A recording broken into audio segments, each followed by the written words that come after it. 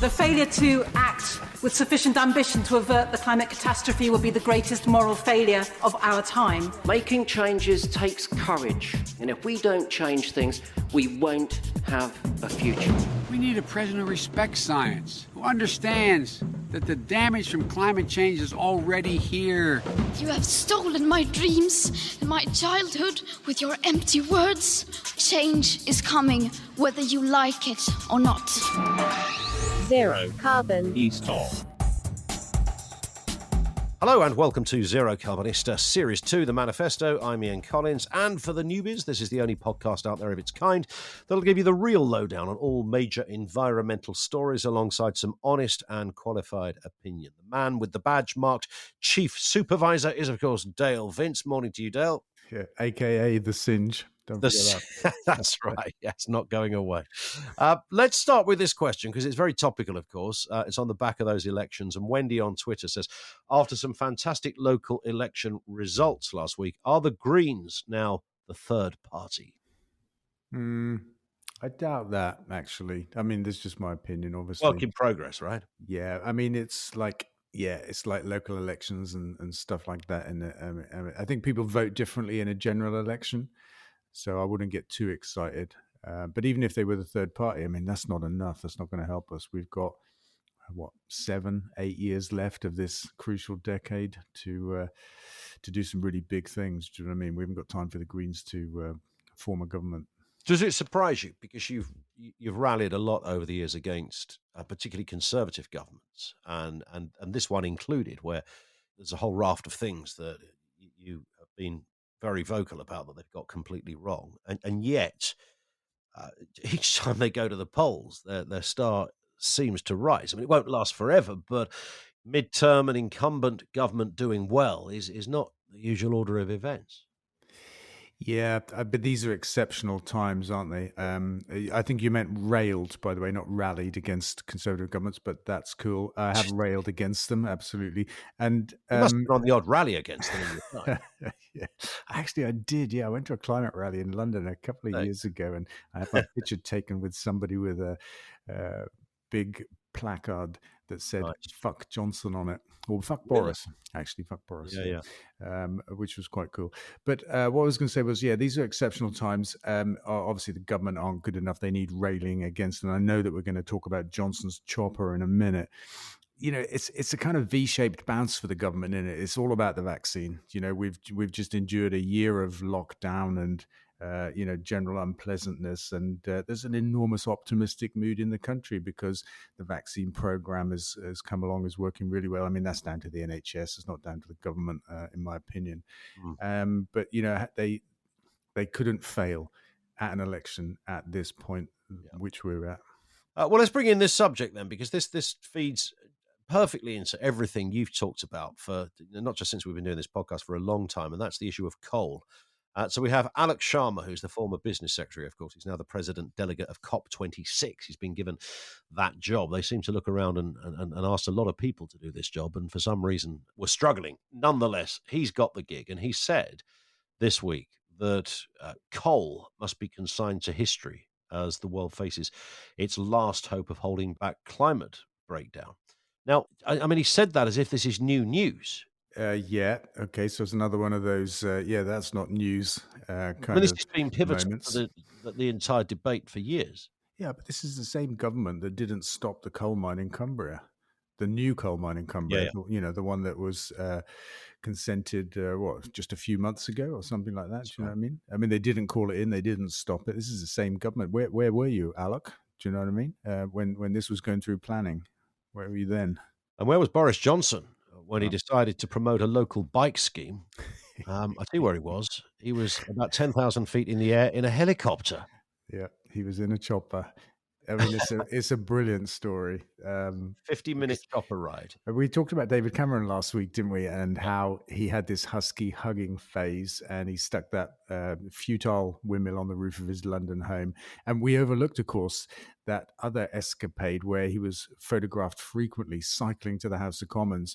And then it transpired he had a car behind him carrying his bags, which was Yeah, I think he got as far as hilarious. Smith's, and then I think the bike might have gone in the boot. Yeah, and so here we got Johnson doing exactly the same. Actually, it looks like he's taken a leaf out of Dave's book. So he takes a chopper ride to the Midlands or somewhere, and then gets photographed on a bike, extolling the virtues of bike lanes and cycling, and then takes a chopper ride back to London. Wow. It's interesting because he was in fairness, he was a genuine cyclist. I mean, this is a bloke that did cycle to work every day for 10 years when he was mayor of London. Huh, fair enough. But now he's decided that actually sod the bike. Let's go in the helicopter. Yeah, and private jets to Cornwall as well during the election, all belonging to the same geezer, the JCB bloke, the chopper and the private jet. But, Johnson's been flying around in a very high carbon way, talking about low carbon things. Quite hard to get him on the ground, really, isn't it? Really, he's spending more time in the air, it seems, when he's out on the road than anywhere else. In the air and talking hot air about the climate crisis. I mean, it's an incredible hypocrisy, actually. And I think it's just an example of how Johnson doesn't think the rules are for him. Fighting climate change is equally just not for him. It's for other people to do. It's for the little people. You would also think on something like this, when you're going to kind of launch a bike scheme, a cycle scheme, that somebody around the table would have gone, right, this is just a really shit look if you arrive in a helicopter. Yeah. I mean, if you had to arrive in a helicopter for some other emergency, maybe some people will let it slide. But when you're meant to be doing something that clearly is central to the environmental agenda, don't go in a private chopper. Well, they thought they could get away with it. He wasn't like photographed getting in and out of it. He's just been kind of... it's been discovered that he's made these trips, it's some investigative journalism or something like that. But it's probably like all the affairs he's had. He just thought he could get away with it. Here's a question from Chris. Says, Dale, been enjoying the podcast for the last year and a bit. Do you ever wonder if we're fighting a losing battle on climate change, or do you feel the human race will pull through? I'm doing all I can with my family and local community, but wonder if we are doing enough. On a lighter note, come on, you rovers. I really do hope you get promoted. There you go. The 2-in-1 there. I mean, that's nice the first part of that. Do you consider, do you ever lay your head on the pillow at night and you think, you know what, some of us are trying, but not enough? I never do, actually. I never have that kind of pessimistic outlook where I think it can't be done. Definitely not enough is being done. I always think that, it's a constant battle to do more and bring more attention to the issues and stuff like that. But I never feel that we won't get there. And partly, I guess, because I don't think there's a clear line. There's not a winning line here. I think there's degrees of climate change that we're already having. And it's a question of how many more degrees of it we get, actually, before we've done enough to stop an increase of carbon in the atmosphere. So I don't think it'll be a clear-cut win or lose. I think we've already lost to a degree. And it'll be a question of how much we lose before we finally get to net zero.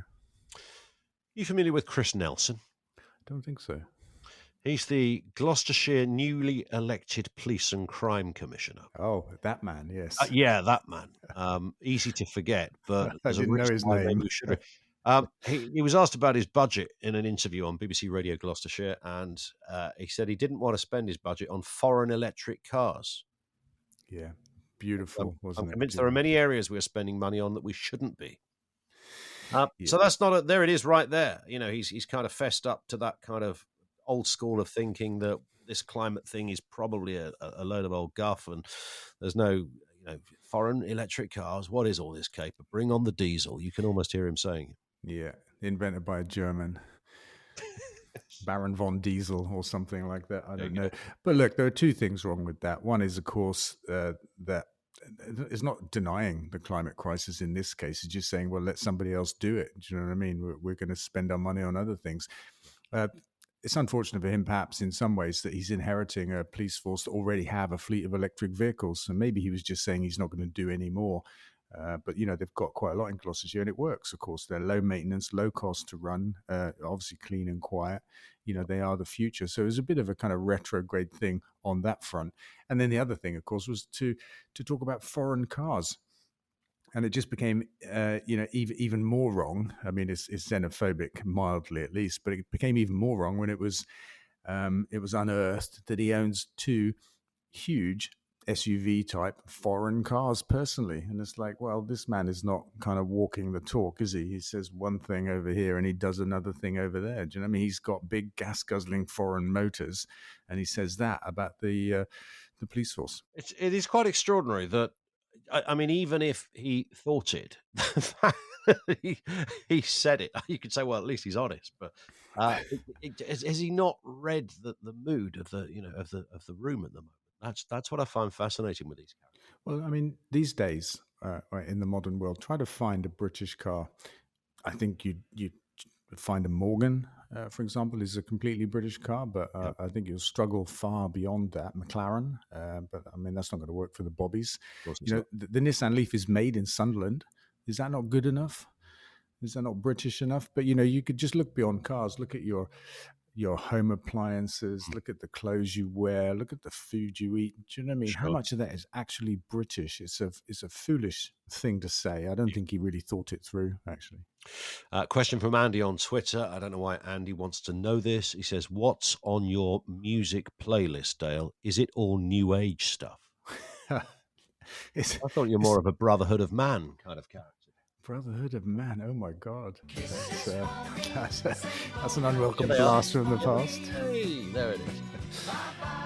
Actually, this morning I was listening to Arlo Parks, and I just kind of listened to stuff that I bump into, random stuff. Typically, can be a bit of an adventure or exploration for me. Music, I just bump into stuff, have a listen.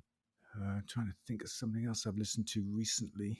Oh, Diant Vort or Vert. Oh, really? Yeah, some kind of German South African rap duo. Awesome stuff. Right. Okay. Yeah, awesome stuff. They've made it onto the Dale Vince playlist of joy. Oh, big time. Fantastic. Here's another, Dale. Area of forest the size of France has regrown worldwide since the year 2000. New data suggests a mapping study undertaken by the Trillion Trees Project has found that almost 59 million hectares of forest have grown back worldwide since the turn of the millennium. I mean, that sounds like a good news story. Yeah, it does. Sounds brilliant. Shows what can be done. And we have enough land in the world, of course, to bring these forests back at scale. And when it comes to carbon removal from the atmosphere, because first we have to get to zero carbon emissions, and then second, we have to reduce carbon in the atmosphere. Yeah. Not one after the other, but in parallel, we have to do both. When it comes to carbon removal, the most efficient way to do that, the most cost effective, is going to be through nature, through rewilding. And we get, of course, the knock-on benefits of getting nature back as well as carbon out of the atmosphere, you know, restoring the world to some kind of place that it last was, maybe 100 years ago or something like that, you know, which would be a wonderful place to live in. Yeah. And here's an absolute beauty. 80% of ExxonMobil's internal research supported the idea that human activity was a contributor to climate change. But during that same period, this is between 1977 and 2014, so all of those years, during that period, 80% of the oil and gas providers' public statements expressed doubt over whether climate change was caused by humans or even real in the first place. So they had the data, they went on record ignoring their own data. Mm. I mean, there's a beautiful symmetry in those numbers, 80% evidence of one thing and 80% claim of the opposite. Yeah. I think these guys are in trouble, actually, because there's a good parallel here with the tobacco industry that suppressed data that they had about the impact on human health of smoking and denied it for a very long time and ultimately got sued for an awful lot of money. So I would think ExxonMobil are vulnerable to this in a few years to come. Yeah, that's an interesting aspect, isn't it? If you consider what happened in terms of, you know, the smoking industry, those lawsuits still go on. Yeah. Then, you know, you do wonder whether there's going to be elements that energy companies and oil companies and the like are pursued legally. Definitely. I mean, they've done a lot of harm to our world as well, you know, in questioning the science as well as even denying it, that it's a fact. You know, they've held us back. I mean, 1997 was the year of Kyoto when, you know, the first global targets for carbon reductions were agreed. And, you know, in that intervening couple of decades, they've held the world back considerably, you know, and they give comfort to people that don't want to believe in this and don't want to have these changes, you know, right wingers typically. But, you know, just the fact that they're putting all this information out there gives people something to point to and say, but the science isn't settled. It might not be oil and gas. It could be the sun, for example, or something like that. Do you know what I mean? They've just given food to like conspiracy theorists on climate. And there's a lot of them. And a final one, Toby on Facebook. I love this. We've talked about it many times. How's that electric hovercraft coming on? Actually, I was just sending an email this morning to the guys saying exactly the same thing. Okay. We should be making a bit of progress next week. We've just been scoping out the motor and battery package. We've chosen the craft that we're going to convert, and hopefully we'll be ready to press some buttons next week in terms of ordering bits and pieces and getting a work program together. But it's definitely coming. And I would think that it'll be, I want to say on the road, but that won't be quite right. It should be on the road. Do that. You get it. No, they don't steer very well. They drift. Should be on the road early summer. And we're going to have a crack at a cross-channel record run with it as well. So it should be a bit of fun. If we can get into France, obviously they might just obviously, on the beach. Yeah, when I was a kid, everyone did the Beano to Calais or Boulogne to get the the cheap booze and some cigarettes. So when I can get on your hovercraft to do the same thing, that'll be fantastic. Yeah, that'll be fun. I don't think we'll be able to carry that much. Yeah, it's not going to be like 100 people on there just yet. Dale, have a cracking week, and we'll speak next Friday. Thanks, Ian. See you later. Don't forget, of course, to follow this podcast from your podcast provider. That means, of course, you get each episode automatically if you do that, and leave a review there as well. The really important bit, follow Dale on Twitter, twitter.com/Dale Vince, facebook.com/Dale Vince, and also on LinkedIn too. We'll see you next week.